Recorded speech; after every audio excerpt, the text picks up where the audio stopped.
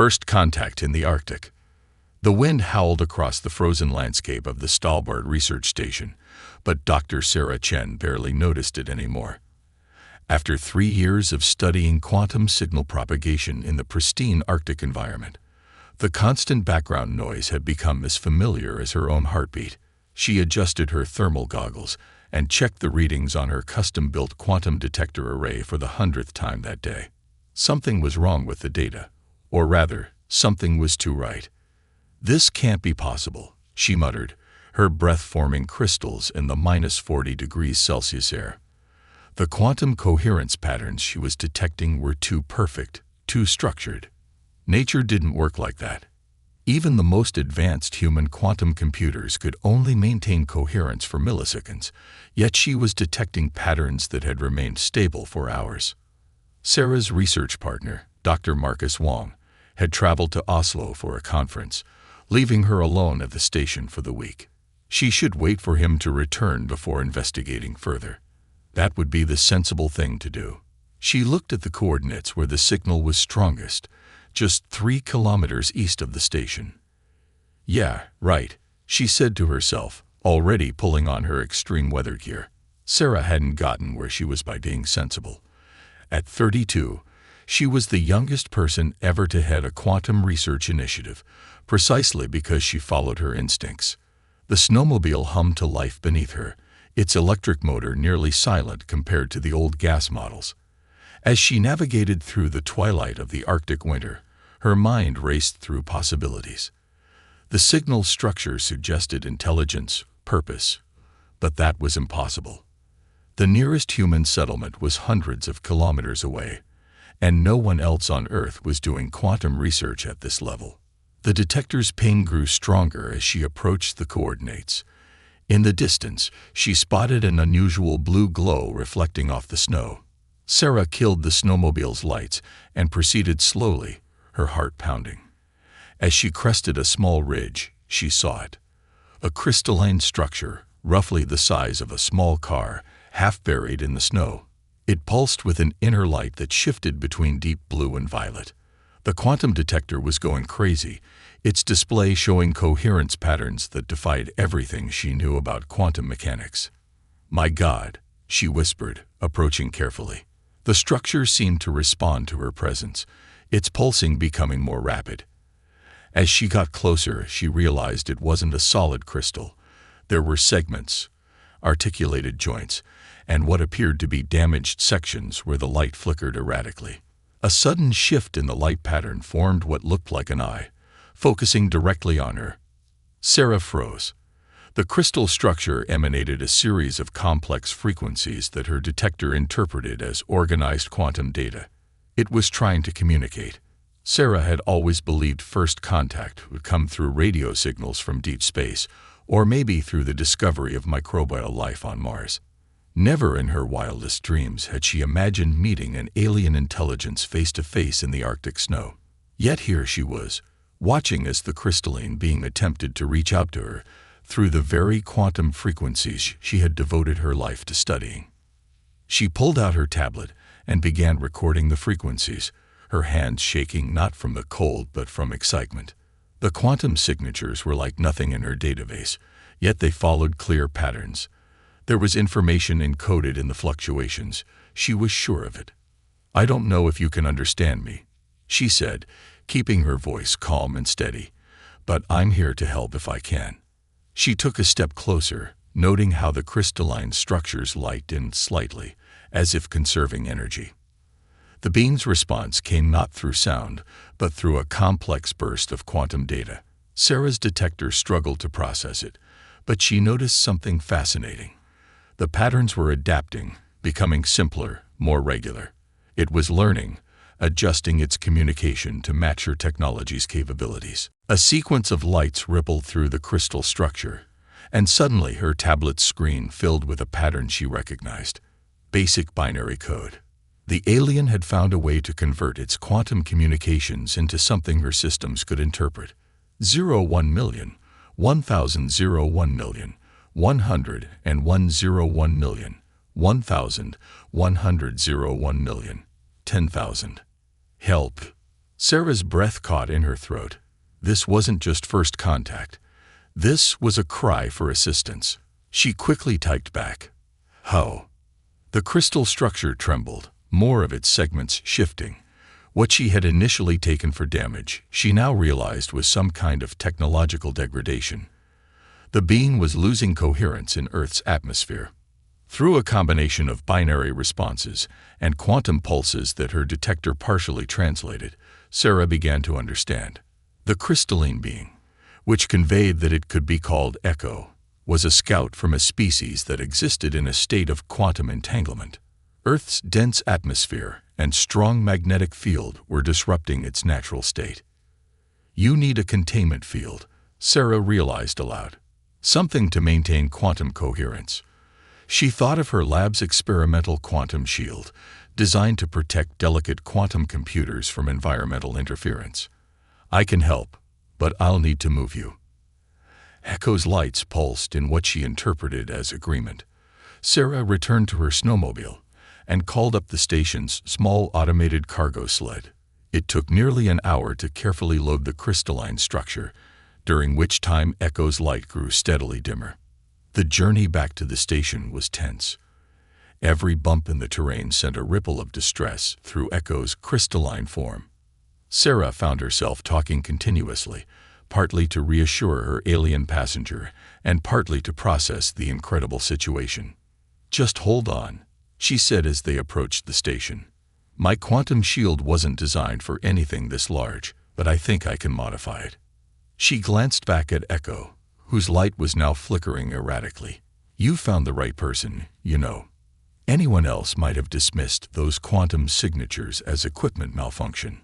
Inside the station's lab, Sarah worked frantically to expand the quantum shield's field.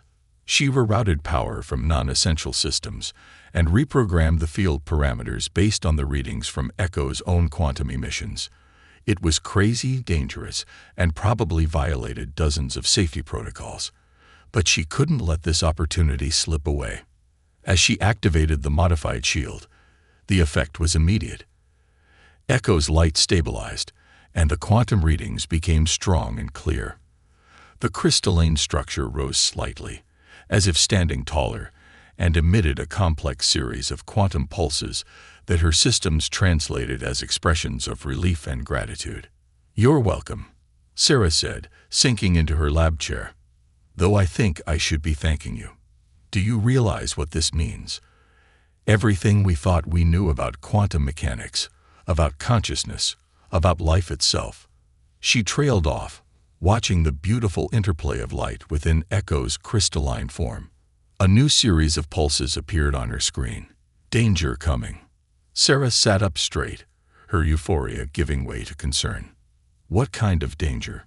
Echo's response came in a burst of quantum data so complex it overwhelmed her translation systems, but two words made it through clearly. "Void hunters." As if in response to the name, all the lights in the station flickered, and Sarah's instruments detected a massive gravitational anomaly passing high above the Arctic Circle.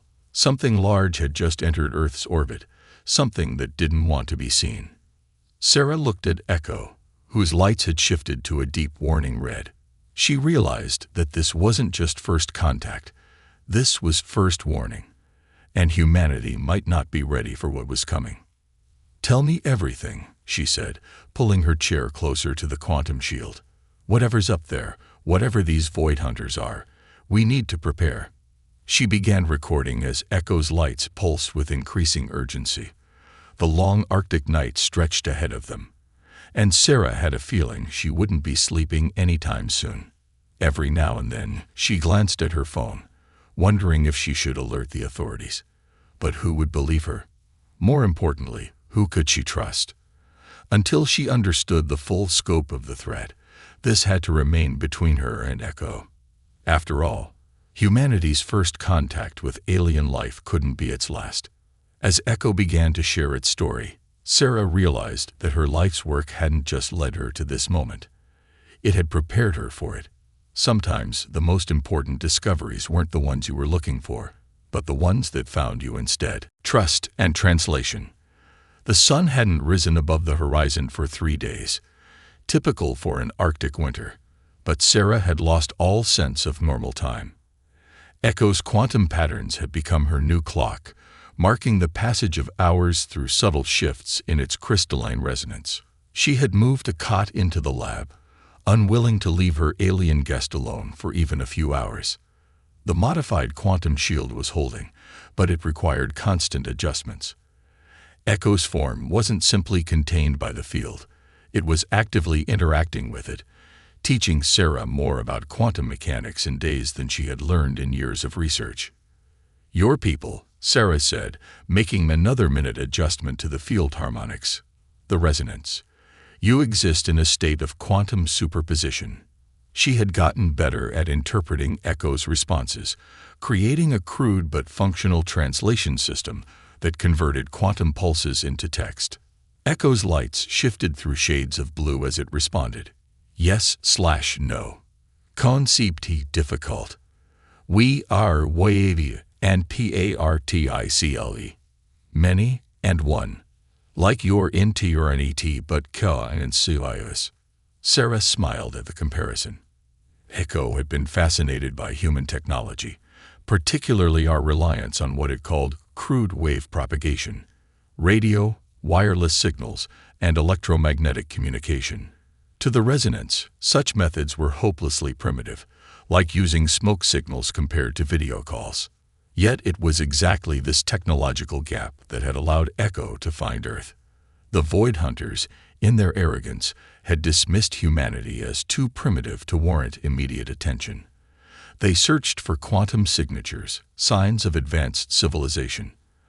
Our radio waves were invisible to their sensors, our technology too simple to register as a threat. "Tell me more about the Void Hunters," Sarah prompted, checking the orbital tracking program she'd modified based on Echo's specifications. Something massive was up there, hidden from conventional detection methods, but leaving subtle gravitational distortions in its wake. Echo's response came slowly, its lights darkening. "They believe evolution must be guided, controlled. Species the develop DFFE or NTLI." The lights flickered ominously. "Are removed." Removed. Sarah felt a chill that had nothing to do with the Arctic cold. "You mean destroyed?" "Yes. Your PUBL unique. Use simply what AVs, but curiaki QOMPLX things. Void Hunters CTS as dangerous, unpredictable." Sarah thought about humanity's history of innovation, our ability to make revolutionary leaps in unexpected directions. We hadn't developed technology in the orderly, predictable way the Void Hunters preferred. We were messy, creative, combining old and new in ways that probably seemed chaotic to their rigid minds. "How long do we have?" "They do siege, firest. Study we weaknesses. Days, weeks." Echo's form shimmered with concern. "Need to warn others. But it's now. Your long-range quantum communications are still damaged," Sarah finished. She had been working on this problem, trying to understand the complex mechanics of how the resonance transmitted information across space, and even if they weren't, the Void Hunters would detect them immediately. She stood up and began pacing, a habit that helped her think. The Void Hunters were looking for quantum signatures, for signs of advanced technology. They'd expect resistance to come in the form of energy weapons, force fields, the kind of defenses a properly evolved civilization would have. But humanity had something else, something that even Echo had initially dismissed as primitive. "What if," she said slowly, "we could use our radio waves? You said the Void Hunters can't detect them, right? They're too simple, too crude for their sensors." Echo's lights pulsed with interest. "Yes, but radio wave is too slow, too weak for space communication."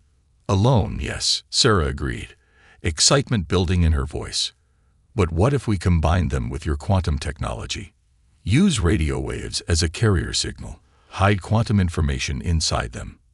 It would be like She searched for an analogy Echo would understand, like hiding a digital message inside an analog signal. Echo's crystalline structure shifted, its lights racing through patterns she'd come to recognize as intense calculation. Suicidal, difficult, never ATEMPT'd. That's exactly why it might work, Sarah said, already pulling up the station's communication arrays on her computer. The Void Hunters won't expect it because no advanced civilization would think to try something so primitive. But sometimes the best solutions are the ones nobody else would consider. She worked through the night, combining Echo's quantum knowledge with her own expertise in radio communications. It was like trying to merge two completely different languages, finding points where ancient Morse code could meet quantum entanglement. The result was either brilliant or insane, possibly both. As the Arctic darkness continued its endless reign outside, Sarah reflected on the irony of the situation. The Void Hunters considered humanity too primitive to join their galactic community, but our very primitiveness might be the key to saving not just Earth, but other worlds as well.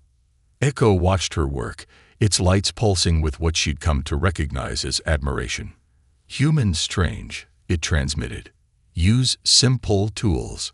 Find complex solutions. Perhaps no too primitive. Perhaps just different. Sarah smiled as she soldered another connection in her hybrid communication device. Sometimes the simplest tools are the best ones, she said, especially when you use them in ways nobody expects. Above them, hidden in the dark of space, the Void Hunters continued their silent observation, unaware that their prey was about to change the rules of the game. They had come expecting to find a primitive world ripe for removal. Instead, they were about to learn that humanity's greatest strength lay not in the sophistication of our technology, but in our ability to think outside their quantum box. A warning had to be sent. Help had to be called. And Sarah Chen, quantum researcher turned humanity's first alien ambassador, was going to do it using technology the Void Hunters had dismissed millennia ago. Sometimes the best way forward was to take a step back. The hidden warning. The first attempt to send their hybrid signal failed spectacularly. The quantum radio wave combination collapsed after traveling less than a kilometer, creating a brief but beautiful aurora of quantum particles in the Arctic sky. The second attempt made it further, but degraded into meaningless noise. By the third try, Sarah's hands were shaking from caffeine and frustration. The quantum signature is too strong, she muttered, adjusting calculations on her tablet. It's overwhelming the carrier wave. She looked at Echo, whose crystalline form had taken on a deeper blue hue, what she learned to interpret as concern. Void Hunters moving. Echo transmitted. Orbital pei or an chi changing. Sarah checked her gravitational sensors. The massive distortions in Earth's orbit were indeed shifting, forming a more organized pattern. They're positioning themselves for something, she said. We're running out of time. Her phone buzzed. Another missed call from Dr. Wong. He was due back from Oslo tomorrow, and she still hadn't figured out how to explain why their quantum research station was now housing a crystalline alien fugitive. The Norwegian authorities had already called twice about unauthorized power usage. What we need, Sarah said, thinking aloud, is to make the quantum signal less perfect. She'd been trying to maintain the purity of Echo's quantum communications, but that was exactly what made them detectable. We need to make it messy. More human. Echo's lights flickered questioningly. Explain. Human technology is imperfect. Our radio waves bounce off things, get absorbed, scatter, create interference patterns. But we've learned to work with that, to use the imperfections. She began rapidly modifying the code. What if instead of fighting the degradation, we embrace it? She rewrote the signal protocol, deliberately introducing noise and interference patterns that would look natural to any observers. The quantum information would be hidden not in the clarity of the signal, but in its apparent chaos. Ready to try again. Echo's response was to channel energy into their hybrid transmitter. This time, Sarah didn't try to maintain perfect quantum coherence. She let the signal get messy, break apart, scatter, but in precise, controlled ways that carried their hidden message. The signal launched into the Arctic night. 1 kilometer, 2, 5, 10. It kept going, maintaining integrity even as it appeared to degrade naturally. On any advanced sensors, it would look like just another burst of human radio chatter, full of imperfections and interference. "It's working," Sarah exclaimed, watching the transmission data. "The quantum signature is completely hidden in the noise. It's like trying to find a specific drop of water in a waterfall." Echo's crystalline form brightened with excitement, but before they could celebrate, all their sensors lit up with warnings.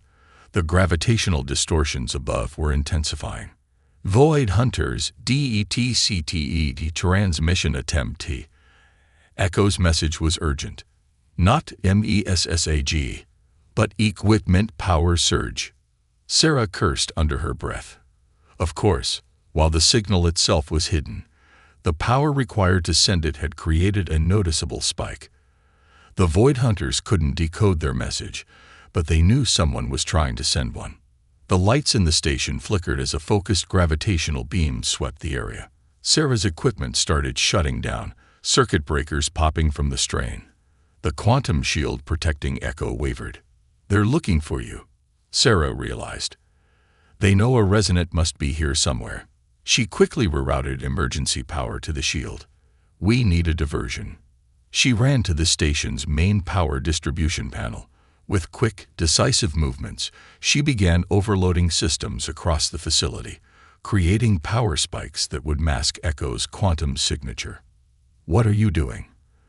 The translation of Echo's quantum pulses was breaking up as the shield fluctuated. "Making noise," Sarah grinned, sweat beading on her forehead despite the cold. "Lots of it. If they want to track down every power anomaly in this area, they're going to be very busy." She activated the station's backup generators one by one, then deliberately shorted them out, creating a cascade of electrical disturbances across the landscape. The gravitational beam swept back and forth, trying to pinpoint the source of the quantum signature among the chaos of electrical failures. But Sarah had learned from their signal experiment. Sometimes the best hiding place was in plain sight, among the very imperfections the Void Hunters despised. "We need to move," she said, checking the backup power cells for the quantum shield. "They'll figure it out eventually." But first, she turned back to their transmitter. "Let's try that warning message again." "Too dangerous," Echo protested. "Exactly," Sarah smiled. "They're looking for us now, actively scanning. They'll be focused on finding the source of the transmission, which means they UNTNO2IC MESSAGEAT Echo's lights brightened with understanding. Sarah began the transmission sequence again. This time, she didn't try to hide the power surge. Let them track it. Let them search. The real message would slip through in the chaos, hidden in the static and noise they considered beneath their notice. As the hybrid signal launched into the night, Sarah began packing essential equipment. They had minutes, maybe hours before the Void Hunters narrowed down their location. But the warning was away, carried on waves of human imperfection, racing outward to any who might be listening. The lights in the station died one by one as Sarah's power overloads did their work. In the darkness, Echo's crystalline form cast shifting shadows on the walls. The gravitational beams continued their search pattern overhead, hunting for perfection in a sea of human chaos. "Ready to move?" Sarah asked, shouldering her pack. Echo's response was simple. "Humans surprising." "You have no idea," Sarah smiled, checking the portable quantum shield's charge.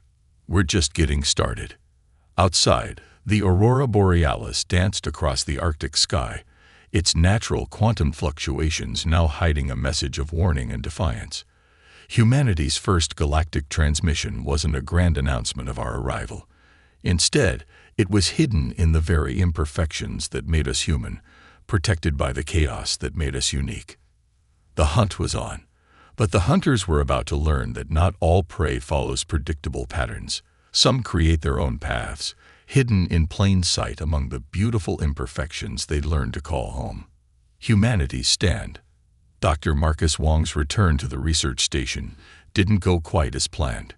Instead of finding Sarah analyzing quantum signals, he found her converting their backup generator into what looked like a cross between a radio tower and a crystalline Christmas tree. "Sarah," he said slowly, staring at Echo's glowing form, "when you texted, 'We have a situation,' this wasn't quite what I imagined." "Good news," Sarah replied, not looking up from her work. "I've proven that quantum coherence can be maintained in macro-scale structures." "Bad news. We have about 48 hours before an advanced alien race tries to sterilize Earth." To his credit, Marcus adapted quickly. Within an hour, he was helping modify the station's equipment while Sarah explained everything. His expertise in quantum entanglement proved invaluable as they worked to replicate their hybrid communication system on a larger scale. "The principle is sound," he said, examining their original transmitter. "But we need more power, more range. And most importantly, we need people to believe us." Sarah's phone lit up with another message. This one was from Dr. Isabel Santos at CERN, responding to the encrypted data packet Sarah had sent to selected scientists around the world. The message was simple. "Signal received. Quantum patterns confirmed. What do you need?" "They're already believing." Sarah smiled, showing Marcus the message. "Scientists first. People who can verify the quantum signatures themselves. The governments will follow when they see the evidence." Echo's lights pulsed rapidly. Void hunters launching PROBES, entering atmosphere. As if on cue, Sarah's instruments detected multiple gravitational distortions descending from orbit. The Void hunters were done searching from space. They were coming to look for themselves. "Time for Phase 2, Sarah said, connecting her tablet to the station's main antenna array. Around the world, other scientists were doing the same, following her instructions to create a network of hybrid quantum radio transmitters. Each one was small, crude by Void hunter standards, but together they formed something unprecedented. "Think of it like a distributed quantum computer," she explained to Marcus. "But instead of processing power, we're creating interference patterns. Every radio wave on Earth, from Wi-Fi to AM radio, becomes part of the network." Echo's translation appeared on their screens. "Void hunters will DETCT." "That's the point," Sarah grinned. "They'll detect it, but they won't understand it. Because we're not trying to match their technology. We're using it against itself." The plan was audacious. Instead of hiding from the Void hunters' quantum sensors, they would overwhelm them. Every radio transmission on Earth would carry a fraction of Echo's quantum signature, creating a planet-wide web of quantum noise that would make it impossible to isolate any single source. Reports started coming in from around the globe. The Void hunter probes were visible now, sleek, dark shapes that distorted light around them. They appeared over major cities, military installations, anywhere they detected significant technological activity. But they couldn't find what they were looking for. Every time they detected a quantum signature, it would vanish into the background noise of Earth's electromagnetic chaos. The more they searched, the more confused their sensors became. "It's working," Marcus said, watching the probe patterns become increasingly erratic. "They can't isolate Echo's signature from the background noise we're generating." Sarah nodded, but her expression was grim. "This is just the scouting phase. They'll realize soon enough that we're doing this deliberately." Then, she didn't need to finish. Above them, the massive Void hunter ships were moving into attack formation. They had expected to find a helpless, primitive world. Instead, they'd found resistance. Organized, intelligent resistance using technology they couldn't easily counter. "Main ATHK imminent," Echo warned. HOUR's AT most. Sarah looked at her screens, watching the network of scientists growing larger by the minute. Quantum physicists, radio engineers, computer scientists, all working together, combining technologies in ways never intended. Old Soviet radio telescopes linked with cutting-edge quantum labs. Amateur radio operators providing coverage in remote areas. A planetary defense system built from the very technology the Void Hunters had dismissed as obsolete. "Let them come," she said softly. "Humanity's done hiding." Marcus looked up from his calculations. The quantum field is stable. Global coverage at 82% and rising. But Sarah, what happens when they realize they can't find Echo with their sensors? What's stopping them from simply attacking everything? That's where Phase 3 comes in. She turned to Echo, whose crystalline form had taken on a deep, resonant purple hue, ready to show them why the resonance chose to warn us. Echo's response was immediate. "Humans were thy allies. Void Hunters, learn to da." Sarah activated the main transmission sequence.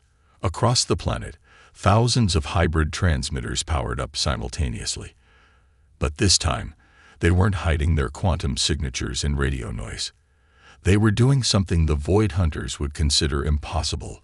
They were turning their entire global communications network into a quantum weapon. The hunt was ending. The real fight was about to begin.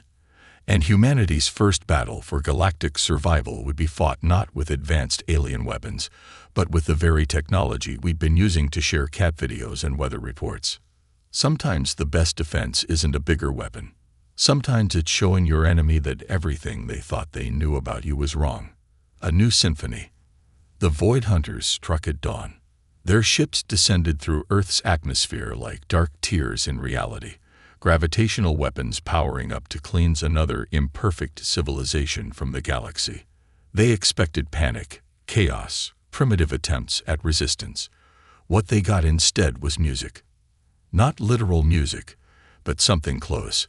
A symphony of quantum frequencies riding on waves of human radio signals, rising from every corner of the planet. Each transmission alone was negligible, barely registering on their advanced sensors. But together, they created something the Void Hunters had never encountered in millennia of enforcing their version of galactic order. "The pattern is holding," Marcus reported from his station. "Every radio signal on Earth, from digital TV to garage door openers, is carrying its part of the quantum signature." Sarah watched the massive ships through the station's windows, their hull surfaces rippling with strange energies. "Echo, what are they doing?" The crystalline alien's lights pulsed urgently, attempting to isolate QUAN2M sources, failing. Human transmission method. Suonfuses them. The Void Hunters had evolved beyond normal matter, existing primarily as patterns of quantum energy. Their weapons worked by disrupting the quantum fields that held matter together. But they'd never encountered a civilization that used quantum mechanics the way humanity now was, messily, imperfectly, but with staggering creativity. They can't target what they can't isolate, Sarah realized. And they can't isolate our quantum signatures because we're not trying to make them perfect. We're letting them bounce and scatter and interfere. Like light through a prism, Marcus finished, understanding dawning on his face. We're not just hiding the signals anymore. We're turning their own quantum nature against them. The first Void Hunter attack came as a wave of gravitational distortion, meant to tear apart anything with complex molecular structure. But Earth's network of hybrid transmitters caught the attack pattern and reflected it, scattered it, turned it into more quantum noise in the growing symphony of human signals. Impossible. Echo transmitted, its lights flickering with what seemed like joy. Void Hunters cannot QMPREND. Their weapons require precise QUANTUMTRGTing. Sarah allowed herself a small smile. And nothing we're doing is precise, is it? We're using quantum mechanics like a shotgun instead of a sniper rifle. Above them, the Void Hunter ships were struggling. Their sensors, designed to detect and analyze perfect quantum patterns, were overwhelmed by the chaotic but coordinated quantum noise humanity was generating. Every attempt to lock onto a target was scattered by the global network of signals. "They're pulling back," Marcus reported, watching the sensor feeds. "Regrouping in high orbit." But Sarah saw something else in the data. "No, they're not just retreating. Look at these patterns. More ships are coming through, but they're different." Echo's crystalline structure brightened suddenly. "Resonatius. My people, Receividwarnin. Coming to help." The sky above Earth became a battlefield unlike anything in human history. The Void Hunters, with their precise quantum weapons, found themselves caught between humanity's chaotic quantum defense and the arriving resonant ships. The resonants, who had evolved to exist in quantum harmony, adapted instantly to humanity's broadcast patterns, adding their own signatures to the growing symphony. "We did it," Marcus breathed, watching the Void Hunters retreat under the combined assault. "We actually did it." But Sarah was already thinking ahead. "Echo, you said the Void Hunters have done this to other civilizations, other worlds that develop differently. Many worlds, many peoples, destroyed for impurification." "Not anymore." Sarah began modifying their transmission protocols. "We can teach others to defend themselves the same way. Turn their primitive communications into shields, just like we did." Echo's lights shifted through patterns she'd never seen before. "Humans wish to help others." "Of course," Sarah replied. "That's another imperfect thing about us. We don't like bullies, no matter how advanced they are." The last Void Hunter ships vanished into quantum space, retreating from a battle they couldn't understand, let alone win. In their wake, the resonant ships descended, their crystalline structures catching the dawn light like impossible diamonds. "Council forming," Echo announced. "Resonants wish to speak with human leaders." Sarah looked at the data streaming across her screens.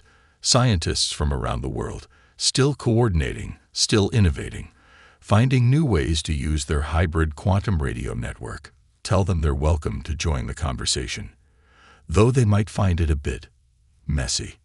The sun rose fully over the Arctic horizon, its light catching the crystalline forms of the resonant ships. Humanity had survived its first galactic war not by matching advanced technology, but by turning our limitations into strength. Our primitive technology, our tendency to find unconventional solutions, our very imperfections, they had become our greatest assets. "What happens now?" Marcus asked, watching the resonant ships settle into Earth orbit. Sarah looked at Echo, whose crystalline form had taken on a warm golden hue. Now we show the galaxy that there's more than one way to evolve. That sometimes the most beautiful music comes from combining notes that shouldn't work together." "Humans have much to teach," Echo transmitted. "Much to share." "So do you," Sarah replied. "I think that's the point. The galaxy's a big place. Room enough for perfect quantum harmonies and messy radio waves. Room enough for all of us." Above them, the hybrid quantum radio network continued its broadcast, carrying humanity's signature into space. It wasn't the perfect quantum patterns the Void Hunters demanded, nor the pure harmonies the resonants had known. It was something new, a symphony of imperfection, a declaration that humanity had arrived on the galactic stage. We would never be the civilization the Void Hunters wanted us to be. We would be something better, ourselves. And that, in the end, was the most perfect solution of all.